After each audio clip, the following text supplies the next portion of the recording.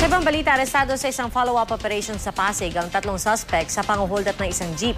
2 sa mga nahuli pawang mga menor de edad. Balitang hatid ni Mav Gonzalez.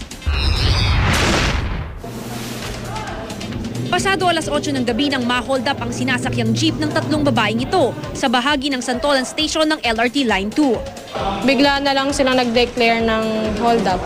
And 3 sila na nakasabit. Kaming tinutukan ng kutsilyo. Then, ayun, kinuha na yung bag na. Yung wallet, andun din yung ATM. Just may cash, tapos yung mga ID ko.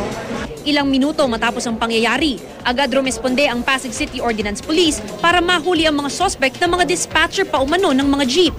So may pumunta pong concerned citizen na nakamotor na may accident na holdapan. Tinuro ng na yan po. 2 suspect ang agad nahuli ng mga pulis kung saan isa minor de edad. Sa follow-up operation naman, nasa kote ang pangatlong suspect na minor de edad din. Sa presinto, todo tanggi ang mga suspect sa paratang laban sa kanila. Hindi man po ako nagnanakaw, sir.